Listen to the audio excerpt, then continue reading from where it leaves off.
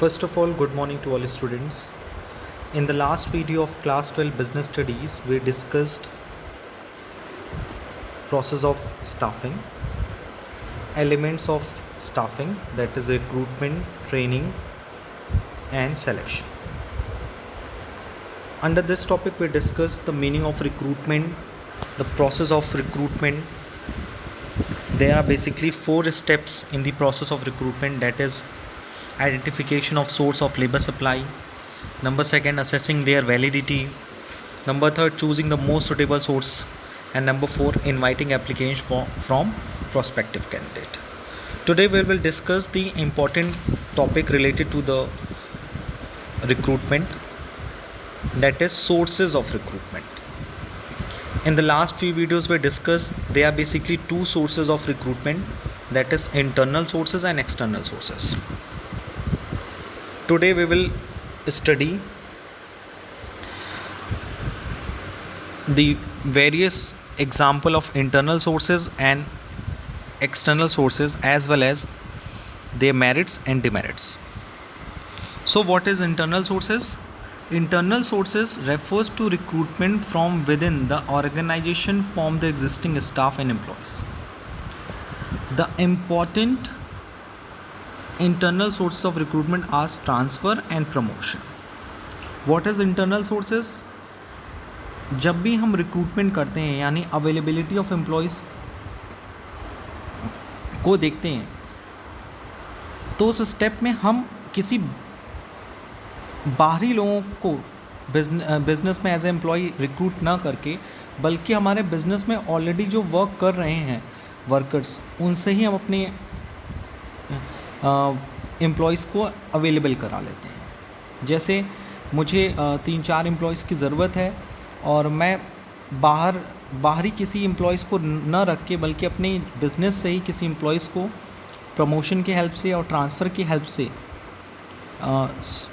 Recruitment करा लेता हूँ तो उसे हम लोग इंटरनल सोर्सेज ऑफ रिक्रूटमेंट कहलाते हैं. So that's why we can say internal sources refers to recruitment from within the organisation from the existing staff and employees. यानी हम अपने स्टाफ और एम्प्लॉयज़ जो एग्जिस्टिंग हैं जो ऑलरेडी वर्क कर रहे हैं हमारे ऑर्गेनाइजेशन में उसी से हम अपना सारा रिक्रूटमेंट करा लेते हैं. The first one is transfer. You know very well it refers to shifting an employee to a similar job with no change in salary, status and responsibility. आप अपने प्रैक्टिकल वे में देखे होंगे आज तक कि जैसे आपके पेरेंट्स के आपके किसी फ्रेंड्स के पेरेंट्स की ट्रांसफ़र होते रहते हैं. तो ट्रांसफ़र में क्या होता है कि सपोज़ किसी पर्टिकुलर एरिया में कोई पोस्ट वैकेंट होती है तो बिजनेसमैन क्या करता है एक्सटर्नली रिक्रूट ना करा के बल्कि अदर किसी एरिया में कोई अगर वर्कर वर्क कर रहा है तो उसे बुलाकर ही उसी सेम पे सेम जॉब कंडीशन पे सेम स्टेटस पे सेम रिस्पॉन्सिबिलिटी पे उनसे वर्क कराया जाता है. यानी उनका जो वर्क प्लेस हो जाता है वो चेंज हो जाता है. ठीक है, जो ड्यूटीज़ होती हैं वर्किंग कंडीशन होती है वो चेंजेस ज़्यादातर नहीं होती है. So the transfer means shifting an employee to a similar job with no change in salary, status and responsibility. It involves shifting the employee from one job to another, one shift to another or one department to another. यानी transfer में हम लोग जब देखते हैं कि employees को एक जॉब से दूसरे जॉब पे हम लोग चेंज कर लेते हैं सेम रैंक पे, एक शिफ्ट से दूसरे शिफ्ट. जैसे मॉर्निंग शिफ्ट है इवनिंग शिफ्ट है तो मॉर्निंग शिफ्ट से एम्प्लॉयज़ को उठाकर हमने इवनिंग शिफ्ट में शिफ्ट कर दिया. एक डिपार्टमेंट से दूसरे डिपार्टमेंट, जैसे परचेज डिपार्टमेंट में ऑलरेडी एक वर्कर काम कर रहा है एज अ परचेज मैनेजर, तो आफ्टर सम टाइम मुझे लगा कि उसके अंदर सेल्स की भी एबिलिटी है तो उसको सेल्स मैनेजर बना दिया. यानी उसका जो पोस्ट है वो सेम है बट कंडीशन सेम है, बस थोड़ी बहुत जॉब रिस्पॉन्सिबिलिटीज़ क्या हो जाती है चेंज हो जाती है. It is a horizontal movement of employees which also help in training of employees and fulfilling deficiency in one department with the surplus of another. यानी अगर किसी डिपार्टमेंट में सरप्लस एम्प्लॉई है यानी कि काम से ज़्यादा एम्प्लॉयज़ अवेलेबल हैं तो उनको जॉब से ना निकाल के बल्कि उस एरिया में शिफ्ट कर देना जहाँ पे एम्प्लॉयज़ की जो नंबर्स हैं वो कम है. सो ट्रांसफ़र जो जनरली किया जाता है वो इसीलिए किया जाता है कि मान लीजिए किसी डिपार्टमेंट में कंपनी के पास ज़्यादा एम्प्लॉयज़ हैं, जो वर्कफोर्स है वो ज़्यादा है as compare to the another department उसके पास वर्कफोर्स कम है. सो इन दिस सिचुएशन वो क्या करता है, जिस डिपार्टमेंट में वर्कफोर्स ज़्यादा है वहाँ से एम्प्लॉयज़ को उठाकर दूसरे एरिया में शिफ्ट कर दिया जाता है. सो इससे हम लोग हॉरिजॉन्टल मूवमेंट ऑफ एम्प्लॉयज़ भी कहते हैं. The second example of internal sources that is promotion. It means shifting an employee to a higher post carrying higher salary, status and responsibility. It is a vertical shifting of employees which help to increase the motivation and satisfaction of employees. You know very well the fifth step of staffing process, that is training and development. After training and development, we evaluate the employees' performance, that is performance appraisal, and thereafter on the base of their performance, we promote the employees to give him a higher post, higher salary, higher status and higher responsibility. So कभी कभी क्या होता है, मान लीजिए आप as a production manager काम कर रहे हैं 10 सालों से और आपकी परफॉर्मेंस भी लास्ट 10 ईयर से काफ़ी बेटर है, काफ़ी अच्छी है, तो कंपनी आपको as a gift production manager से उस पर्टिकुलर मैनेजर पोस्ट से इंक्रीज़ करके आपको कंपनी का CEO बना देती है. तो जैसे ही आप CEO बनते हैं तो आपका जो पोस्ट होता है वो इंक्रीज़ हो जाता है. और CEO इसलिए बनाया जाता है क्योंकि उस कंपनी में CEO की पोस्ट खाली रहती है. तो हम किसी आउटसाइडर को रिक्रूट ना करके अपनी कंपनी के जो 10 इयर्स एक्सपीरियंस बंदा है उसको हम एज अ एम्प्लॉइज़ रिक्रूट कर लेते हैं. यानी वो ऑलरेडी हमारे बिजनेस का एम्प्लॉइज़ है, but as a production manager और purchase manager now we will promote their post on the base of their performance. So it is also an example of internal sources. तो basically internal sources क्या होती है कि जब company अपने यहाँ कोई पोस्ट वैकेंट होती है तो वैकेंट पोस्ट को फिल करने के लिए अपने एग्जिस्टिंग एम्प्लॉयज़ एंड स्टाफ की हेल्प लेता है with the help of transfer. जहाँ पे वर्कफोर्स सरप्लस है तो उस एरिया में उसे ट्रांसफ़र कर देना जिस एरिया में वर्कफोर्स डिफिसिट है. And in case of promotion इसमें क्या होता है, रिस्पॉन्सिबिलिटी सैलरी दोनों इंक्रीज़ कर दी जाती है और जो कोई टॉप पोस्ट खाली होती है तो वहाँ किसी लोअर पोस्ट वाले बंदे को जो ऑलरेडी एक्सपीरियंस्ड है, जिसकी परफॉर्मेंस काफ़ी अच्छी है, तो उसको हम लोग एज अ प्रमोट करा के उस पोस्ट पे रिक्रूट कर लेते हैं. तो हमें किसी एक्सटर्नल एम्प्लॉयज़ पे डिपेंड नहीं करना पड़ता. Now we will discuss the merit of internal sources. The first one is employees motivation. You know promotion is a promotion helps to boost the employees of employees. So we can say कि with the help of internal sources हमें अपने employees को as a booster का भी काम करता है. It is a very simple process. We can because of इसमें हम लोग already employees के background को already जानते हैं. Facilitate training. You know very well कि जब हम ट्रांसफ़र में अगर आप देखें तो जब हम किसी बंदे को एक जॉब से दूसरे जॉब में ट्रांसफ़र कर रहे हैं तो ऑलरेडी उसकी ट्रेनिंग भी हो रही है. यानी वो एक जॉब में पर्टिकुलर वर्क कर ही रहा है, उसको उसके बारे में प्रॉपर नॉलेज है ही. अब हम लोग क्या करते हैं कि उसे दूसरे जॉब में नॉलेज देने के लिए उसे दूसरे जॉब के में ट्रांसफ़र कर देते हैं. जैसे if you are working as a production manager last 5 year, तो कंपनी चाहती है कि आपको हायर पोस्ट अलॉट करने से पहले company wants to give the knowledge about the finance manager. So company can transfer their post from the production manager to the finance manager. So it helps to the facilitate training. No induction training, you know very well कि employees selected from within the organization do not need induction training. Induction training means the basic training which helps to the familiarize the employees to the organization. Induction training क्या होती है? It is a fourth step of staffing process. Induction, introducing the selected employees to the another employees and familiarizing him with rules and policy of the organization. तो वो already हमारे यहाँ work का काम कर रहा है तो उसे अपने ऑर्गेनाइजेशन के रूल्स एंड रेगुलेशन के बारे में, पॉलिसीज़ के बारे में और एम्प्लॉयज़ के और वर्क कंडीशन के बारे में प्रॉपर नॉलेज होती है. फिलिंग डिफिशिएंसी इनएक्सपेंसिव, ज़्यादा एक्सपेंसिव नहीं होता as compare to the external sources. ज़्यादा टाइम, मनी एंड एफर्ट्स की ज़रूरत भी नहीं पड़ती. तो these kind of the merits of the internal sources. Now we move to the limitation of internal sources. The first one is no fresh talent. You know very well कि हम अपने ही एम्प्लॉयज़ को, एग्जिस्टिंग एम्प्लॉयज़ को जो already work कर रहे हैं उन्हीं को एज अ न्यू एम्प्लॉय एक डिपार्टमेंट से दूसरे डिपार्टमेंट में या लो मिडिल लेवल से टॉप लेवल पे उनको प्रमोट कर देते हैं. तो इसमें हम लोग ये देख रहे हैं कि कोई फ्रेश टैलेंट हमारे बिजनेस में नहीं आता। सेकेंड, लेथेरिक एम्प्लॉयज़ मतलब employees are sure of time bound promotion and they become lethargic. मतलब जब क्या होता है, जैसे आपको पता है कि अगर आप इस कंपनी में 5 साल 6 साल 10 साल काम कर लेंगे तो आपका प्रमोशन होना ही होना है, तो आप उतने ज़्यादा क्रिएटिव और उतने ज़्यादा डेडिकेटेड नहीं होंगे। सो इंटरनल सोर्सेज में जब आपको पता होता है एम्प्लॉयज़ को कि कंपनी इंटरनल सोर्सेज के थ्रू ही प्रमोशन करती है, तो आप एनर्जेटिक की जगह लेथेरिक हो जाते हो। आप उतनी ज़्यादा क्रिएटिविटी मोटिवेट नहीं होते हो, आप सिर्फ और सिर्फ अपना टाइम पास करते हो कि किस तरह से 5 साल 10 साल बीते ताकि we will promote to the higher post.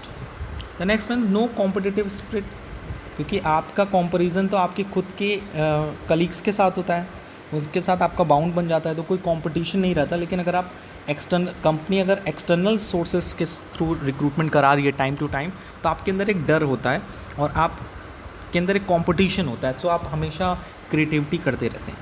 Reduce productivity, when employees are transfer frequently from jobs and reduce productivity, you know very well. क्या करें कि एम्प्लॉयज़ को हम सेल्स डिपार्टमेंट में काम करा रहे हैं और फिर उसको परचेस डिपार्टमेंट में ट्रांसफ़र कर देना है, फिर उसको हम फाइनेंस डिपार्टमेंट में ट्रांसफ़र कर रहे हैं, तो उसकी जो एफिशिएंसी होती है, उसकी जो प्रोडक्टिविटी होती है, वो कभी कभी क्या होती है, वेस्ट हो जाती है। So every company must fill their vacant post with the help of internal source after a certain time period.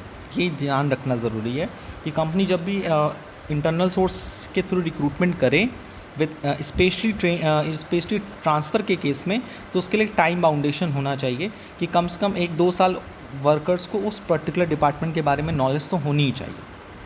Next is not available to new enterprises. For the new enterprises, जब कोई नया हम business establish करते हैं तो आप जानते ही हैं, तो उसका तो ऑलरेडी बिज़नेस कुछ चल नहीं रहा है, उसके जितने एम्प्लॉयज़ होंगे सब के सब नए होंगे, और सारे नए एम्प्लॉयज़ के लिए हमें कैसा रिक्रूटमेंट सोर्सेज की ज़रूरत पड़ेगी, external sources. So now we will move to the external sources of recruitment. The external sources refers to recruitment from outside the organization, as all position cannot be filled from within the organization. क्योंकि हम सारे post को हम अपने organisation की business के employees on staff से fill नहीं कर सकते। यू नो कि कहीं सरप्लस एम्प्लॉयज़ होंगे, लेकिन वो ज़्यादा एक लिमिटेड नंबर में होंगे। अगर हम किसी पर्टिकुलर डिपार्टमेंट के सरप्लस एम्प्लॉयज़ पे डिस्कशन करें, सरप्लस स्टाफ पे डिस्कस करें, तो वो एक लिमिटेड नंबर्स में होंगे।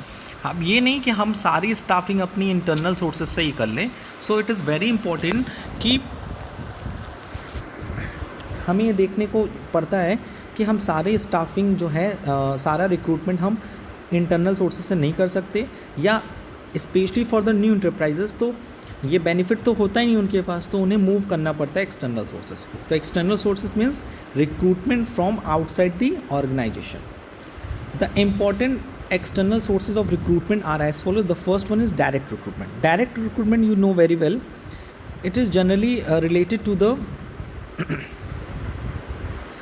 lower level of management. Under this, a notice is placed on the notice board of enterprise specifying the detail of the job available. Job seeker assemble outside the premises of organization on a specific date and selection is done on the spot. It is usually used to employ casual or badly workers who are paid remuneration on daily wage payment.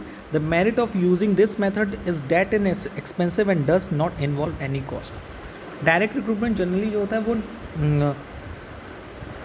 Lower level of management के लिए होता है, जो daily wages पे work करते हैं। तो उनके लिए हम लोग क्या करते हैं, ऑर्गेनाइजेशन के बाहर जो नोटिस बोर्ड होती है उस पर एक नोटिस पेस्ट कर देते हैं कि मुझे इतने एम्प्लॉयज़ की ज़रूरत है, इतने वर्कर्स की ज़रूरत है, इतने कारपेंटर की ज़रूरत है, इतने वाइट वॉशिंग करने के लिए मज़दूरों की ज़रूरत है, लेबर की ज़रूरत है, और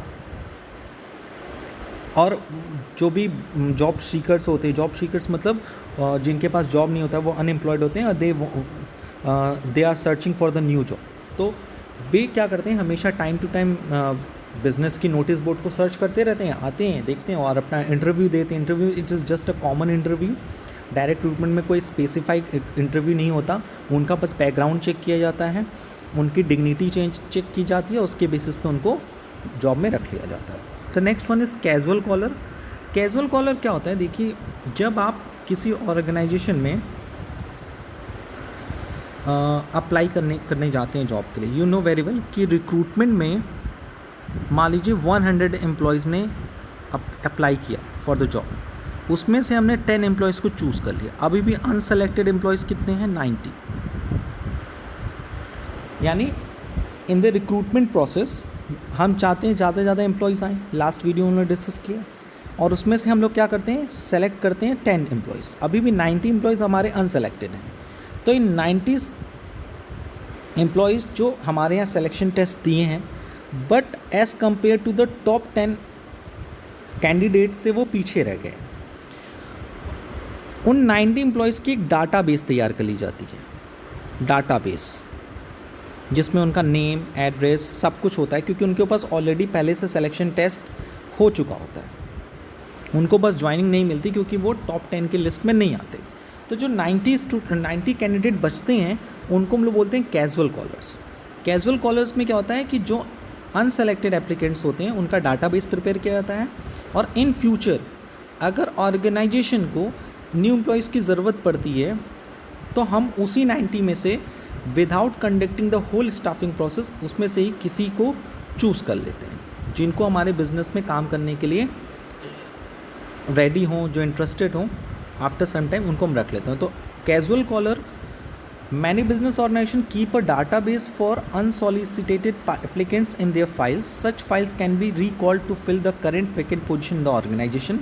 the major merit of using this resource is that is an expensive method of recruitment. Okay, now we will move to advertisement. You know very well, आप हमेशा क्लासीफाइड्स में जाके देखिए न्यूज़पेपर्स के, चाहे वो हिंदी हो, चाहे वो इंग्लिश न्यूज़पेपर हो, चाहे वो लोकल न्यूज़पेपर हो, उसमें एक एम्प्लॉयमेंट का कॉलम होता है जिसमें आपको जॉब्स के बारे में पता होता है, teaching jobs, managers job and any other jobs के बारे में इंफॉर्मेशन होता है। तो एडवर्टाइजमेंट के थ्रू भी कंपनी क्या करती है, जॉब को अप्लाई करने के लिए एक पर्टिकुलर टाइम दे देती है कि ये पोस्ट खाली है, इस पोस्ट की एप्लीकेशन की लास्ट डेट इतनी है, उसका इंटरव्यू डेट इतना है, इंटरव्यू प्लेस क्या है, सैलरी एक्सपेक्टेड क्या है। तो some kind of basic information given in the advertisement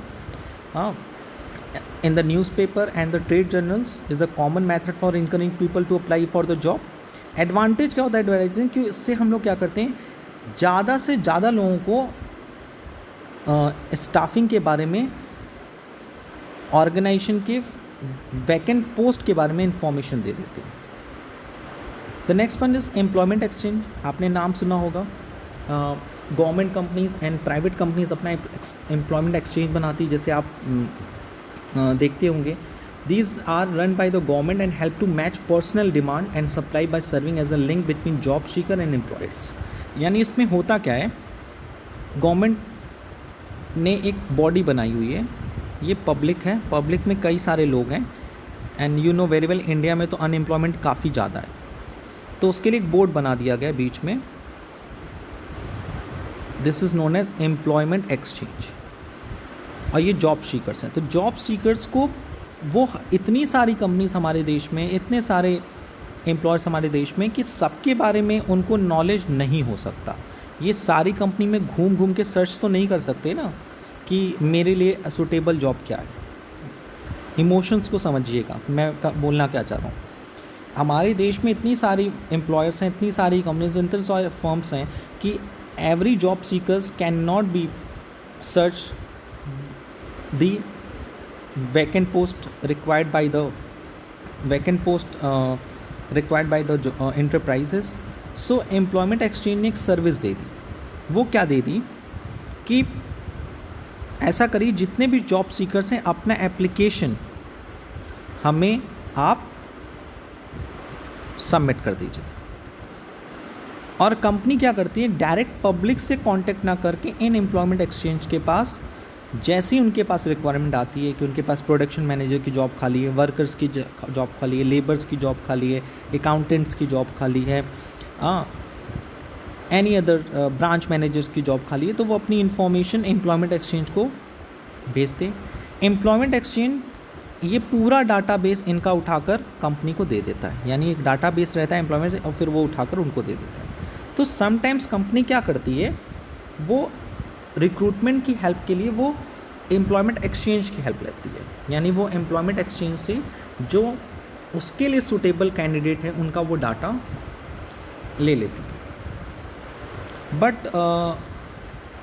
इस तरह के एक्सचेंज की एक लिमिटेशन है कि these exchange not too up to date नहीं होते हैं, and referred by may not be suitable. Practical way में देखा गया है। Now we will move to the placement agencies and management consultant. These provide a national-wide service in matching personal demand and supply. They compile their biodata and large number of candidates and provide them to organization on demand. Such agency charge a fee for the service they provide to organization. देखिए, employment exchange is generally related to the government. Government employees के लिए बात नहीं कर रही है, government इसको चलाती है। इसके लिए मेला भी लगाती है, सुना होगा, एम्प्लॉयमेंट फेयर लगा है, रोजगार मेला। तो employment exchange run by the government, but placement agencies are run by the private. तो बड़ी बड़ी प्राइवेट कंपनीज या ऑर्गेनाइजेशन खुल गए हैं जो क्या करते हैं, जॉब सीकर से इंफॉर्मेशन लेते हैं।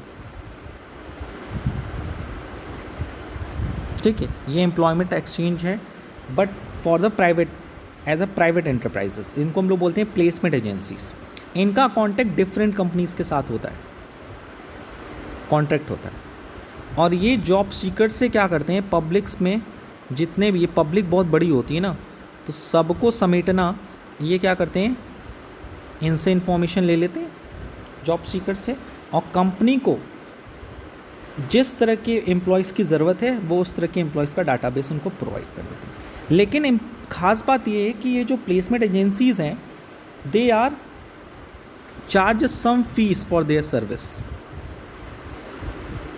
और ये फीस सिर्फ और सिर्फ जॉब सीकर से ही नहीं ली जाती, as well as for the company से भी ली जाती है। कंपनी से भी कुछ पेमेंट लेती हैं प्राइवेट एंटरप्राइजेस, और as well as job seekers की अगर जॉब लगती है तो जनरली हम सुनते होंगे आप कि 1 महीने की सैलरी या 1.5 मंथ की सैलरी उन्हें एज अ फीस देनी पड़ती। ओके, जैसे मैं दिल्ली में था, when I was a student. वैसे तो मैं हर टाइम स्टूडेंट है, हर एक बंदा की स्टूडेंट लाइफ कभी ख़त्म नहीं होती, बट मैं जब पढ़ाई करता था, फॉर्मल स्टडी करता था, तो उस टाइम मैं दिल्ली में था। तो दिल्ली में मैं अपनी पॉकेट मनी निकालने के लिए, या फिर कह सकते हो टाइम पास करने के लिए, या अपनी नॉलेज को इंक्रीज़ करने के लिए, मेंटेन करने के लिए मैंने सोचा चलो ट्यूशन स्टार्ट करते हैं। तो दिल्ली में ये क्या है ना कि आप ट्यूशन, अब आप वहाँ ऐसे इन्वायरमेंट में गए हो, वहाँ आपका ना कोई फैमिली बैकग्राउंड जानता है ना कुछ, तो वहाँ बहुत ज़्यादा लोग स्केयर रहते हैं, थोड़े रूल्स एंड रेगुलेशन ज़्यादा है। तो वहाँ पे आपको ट्यूशन पढ़ाने को ऐसे नहीं मिलता है, वहाँ आप क्या होता है, ट्यूशन ब्यूरो में जाना पड़ता है। आजकल वाराणसी में भी ये ट्रेंड स्टार्ट हो गया, ट्यूशन ब्यूरो होता है, वहाँ आप अपना रजिस्ट्रेशन कराते हैं, और वहाँ पे डिफरेंट पेरेंट्स आके अपने नीड्स के बारे में उनको बताते हैं कि अरे मुझे मैथ्स टीचर चाहिए, मुझे साइंस टीचर चाहिए, मुझे कॉमर्स टीचर चाहिए। एंड ये जो बीच में बैठा है ना प्लेसमेंट एजेंसी, ये जो होते हैं ना, ये बहुत चालाक होते हैं, क्योंकि भाई बिजनेस कर रहे हैं। सो ये क्या करते हैं, इनसे कुछ रेट बताते हैं और इनको कुछ रेट देते हैं, यानी सैलरी आपको सिर्फ जाके घर पे पढ़ाना होता है। You are not talking about the remuneration कि आपको कितने में बात हुई है, ठीक है। और ये जो प्लेसमेंट एजेंसी है वो इस जॉब सीकर्स की सारी रिस्पॉन्सिबिलिटी भी लेते हैं। ये भी इम्पॉर्टेंट बात है कि जॉब सीकर्स जो है क्योंकि अननोन होते हैं फॉर द वहाँ के सिटीज़न के लिए, वहाँ के पब्लिक के लिए अननोन होते हैं। सो दैट्स वाई सिक्योरिटी के लिए प्लेसमेंट एजेंसीज़ क्या होती है, आपसे कुछ पैसे भी रखवाती है as a security, as well as आपके डॉक्यूमेंट्स भी रखवाती है। जैसे उस टाइम आधार कार्ड था, पैन कार्ड है, वो एज अ सिक्योरिटी रखाती है कि अगर आप कुछ गलत करते हैं तो आपके खिलाफ केस भी हो सकता है, अंडरटेकिंग भी जमा कराई जाती है। तो ये प्रैक्टिकल सेंस में प्लेसमेंट एजेंसीज़ क्या होती हैं, प्राइवेटली वे में काम करती हैं, और ये आपसे डाटा ले लेती हैं, आपसे नेसेसरी डॉक्यूमेंट ले लेती हैं, और जिन लोगों को आप जैसे टैलेंटेड, आप जैसे एम्प्लॉयज़ की ज़रूरत होती है, वो उनको लेबर फोर्स अप्लाई करती है, प्रोवाइड करती है, और आपसे कुछ चार्ज लेती है, एज वेल एज कंपनी से भी चार्ज लेती है। The next one is campus recruitment. ये नाम काफ़ी फेमस होगा, सुना भी होगा आपने।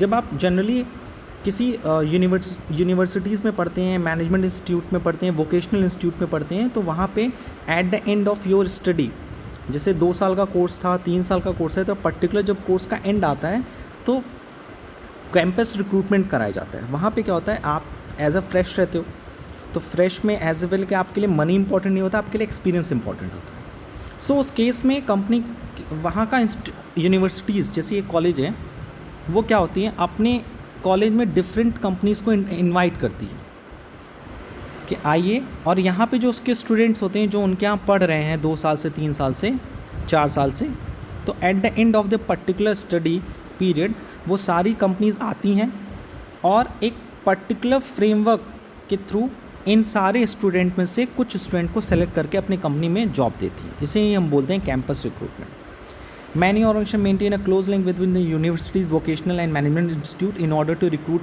Fresh talent and qualified personnel. On one hand it gives good opportunity to the fresher to be employed in reputed firm, and on the other hand provide qualified manpower in a cost effective way. The next one is recommendation of employees. ये भी आप सुने होंगे। Generally ये जो होता है internal source की हेल्प से होता है। होता क्या है कि जैसे अगर आप किसी ऑर्गेनाइजेशन में काम कर रहे हैं, सपोज़ मैं ही इस समय आर्मी पब्लिक स्कूल में पढ़ा रहा हूँ और मुझे पढ़ाते पढ़ाते लगभग 10 महीने हो गए, 8 महीने हो गए फॉर एग्ज़ाम्पल हो गए। तो आफ्टर सम टाइम्स कभी कभी ऐसी सिचुएशन आती है कि जहाँ पे अर्जेंट वे में टीचर्स की ज़रूरत होती है, तो वहाँ पे मैनेजमेंट जानता है कि हम बाहर से टीचर्स को कराएंगे, रिक्रूट कराएंगे, तो काफ़ी मेहनत लगेगा। सो वो अपने एम्प्लॉय से भी कहता है कि यार कोई टीचर मिल जाएगा। जैसे सपोज़ मैथ्स टीचर नहीं अवेलेबल है तो मैथ्स टीचर मिल जाएगा। तो मान लीजिए मेरे फ्रेंड जो हैं या मेरे नेबर हैं, वो मैथ्स टीचर है और वो जॉब सीकर्स भी हैं, वो चाहती हैं कि अच्छी जगह उनको जॉब मिले, तो मैं उनका नाम सजेस्ट कर दूँगा कि ये हैं, इनका नाम ये है, ये यहाँ पढ़ाएं, यानी उनका जो पूरा CV है वो हम बताकर उनको दे देंगे, स्कूल को प्रोवाइड कर दें। अब स्कूल क्या करेगा, उसके बाद की फ्रॉड करेगा। यानी एक तरह से सोर्सेज क्या है, recommendation of employees. Employees of an organisation recommend the name of their friends, relative and neighbours which prove to a good external source of recruitment. It is a reliable source as the background of the suggested candidates will know. Okay. Now labor contractor, ये आप लोग घर जब बनवाते हैं ना, contractors का नाम सुने होते हैं, वही होता है। होता क्या है ना, कुछ पर्सनालिटीज़ ऐसी होती हैं इनको हम लोग कॉन्ट्रैक्टर बोलते हैं। कॉन्ट्रैक्टर का काम क्या होता है, जैसे आपको घर बनवाना है, अब घर बनवाने के लिए लेबर्स की ज़रूरत है, तो आप डेली लेबर मंडी में जाएंगे और लेबर अरेंज करेंगे, डे वाइज पे उनको वेजेस देंगे। तो आपने क्या किया, एक कॉन्ट्रैक्टर को कॉन्ट्रैक्ट दे दिया कि भाई मेरा घर बनाओ, मैं तुम्हें मटेरियल प्रोवाइड करूँगा। उसने क्या किया, वो कई सारे लेबर्स के टच में है, 10, 15, 20, 25, 50 जो भी जितने भी लेबर्स के साथ वो चेक में है, तो वो क्या करता है, लेबर सप्लाई मेंटेन रखता है for the construction of the building. They maintain a close contact with labours and they can provide large number of worker at a short notice. A major drawback of using this source is that if there occurs a conflict with the contractor, the entire workforce quite from work. In generally अगर हम बात करें, labour contracts जो हैं वो outsourcing का बहुत बड़ा एग्जांपल है। अगर आप देखिए वंदे भारत में, तो वंदे भारत में जितनी भी कैटरिंग की सर्विसेज हैं वो भी आउटसोर्सिंग की हेल्प से हैं, और जितने वहाँ पे वर्कर्स काम करते हैं as a waiter, as a service provider, तो वो एज अ लेबर कॉन्ट्रैक्टर की हेल्प से कराते हैं। कि IRCTC क्या करती है, टेंडर उसके लिए निकालती है, तो डिफरेंट कॉन्ट्रैक्टर्स टेंडर फिल करते हैं for the 6 month, for the 1 year, और फिर पूरे 6 महीने और 1 साल का एक पैकेज तैयार होता है जो उस कॉन्ट्रैक्टर को दिया जाता है। और कॉन्ट्रैक्टर की ये रिस्पॉन्सिबिलिटी होती है कि in the whole period labour force maintain रहना चाहिए, ठीक है, और दे आर रिलायबल। उसकी कोई भी गलती होगी, उससे गलती मीन्स कोई भी क्राइम होगा तो उसके लिए रिस्पॉन्सिबिलिटी जो होगी लेबर कॉन्ट्रैक्टर की होती है। जनरली हम लोग देखते हैं कि इस प्रैक्टिकल वे में आप जब भी देखते हैं तो लेबर्स कॉन्ट्रैक्टर जो होता है वो कॉन्फ्लिक्ट भरा होता है, यानी कॉन्फ्लिक्ट देखने को मिलता है। Next one, advertisement on television. आप तो घर में TV देखते हैं, TV पे भी कभी कभी आप देखते होंगे कहीं जॉब्स के एप्लीकेशन आते हैं, हाँ, और जनरली आपको ब्रांडेड टीवी चैनल्स पे नहीं दिखेगा। आप जनरली अगर आप लोकल टीवी चैनल्स देखें या जो अनब्रांडेड है उसमें एडवर्टाइजमेंट देखने को मिलता है, क्योंकि जनरली जो ब्रांडेड जैसे स्टार प्लस आप देखेंगे, कलर्स पे देखेंगे, तो उस पर आप कभी एडवर्टाइजमेंट नहीं देखेंगे कि जॉब्स के लिए, क्योंकि वो काफ़ी महंगा होता है वहाँ उसमें एडवर्टाइज। आप जनरली लोकल चैनल देखिए ना, तो उसमें एक नीचे ब्लिंक करके आता है कि यहाँ एक जॉब है तो प्लीज़ कम, तो उसका एडवर्टाइजमेंट का कॉस्ट लगता है। Next one is web publishing. Web publishing is a very important source of recruitment. Now some various website to becomes a common source of recruitment. There are many website like naukri.com, monster.com, indeed.com भी एक है जिसको मैंने use भी किया है, indeed.co.in। तो ये एक ऐसी साइट्स है जिस पे आप क्या कर सकते हो, कंपनी क्या करती है, जैसे मैं इसका प्रोसेस बता देता हूँ। जैसे आप हो और ये पब्लिक है, आपको पर्टिकुलर किसी वर्कर्स की ज़रूरत है या किसी एम्प्लॉयज़ की ज़रूरत है। और ये बात ध्यान रखिए, वेब पब्लिशिंग जो है वो आप किसी वर्कर्स को हायर करने के लिए नहीं रखोगे, जाहिर सी बात है। क्योंकि देखो मैं बात बताता हूँ, नेट कौन चलाएगा, इंटरनेट कौन चलाएगा, जो पढ़ा लिखा होगा एंड वही उसी को इसके बारे में नॉलेज होगी, जो कि generally higher post, middle level या टॉप लेवल से रिलेट करता होगा, लोअर लेवल से ज़रूरत नहीं है। तो जैसे कंपनी को मैनेजर्स की ज़रूरत है, सीईओ की ज़रूरत है, तो कंपनी क्या करती है, indeed.co.in, naukri.com पे वो जॉब पोस्ट करती है। ये कंपनी है, इसने जॉब पोस्ट कर दी। अब ये जो पब्लिक है ये day to day website check करता है कि कहाँ किस कंपनी में जॉब खाली है। लेकिन इसके लिए भी क्या होता है, चार्ज लगता है। चार्ज क्या होता है, आप जनरली देखेंगे कि जो छोटे मोटे एक दो बार अगर आप ट्राई करेंगे तो वो फ्री ऑफ कॉस्ट होगा, लेकिन अब बार बार जब आप उसकी डिटेल डिस्क्रिप्शन पे जाओगे तो आपसे कुछ कॉस्ट क्लियर किया जाएगा। जैसे अगर जो बंदा एम्प्लॉयर है, अगर वो कोई जॉब पोस्ट करता है तो उसके लिए भी उससे चार्ज किया जाता है, और जो बंदा उस जॉब के बारे में इन्फॉर्मेशन लेता है उससे भी कुछ ना कुछ जॉब मिलता है।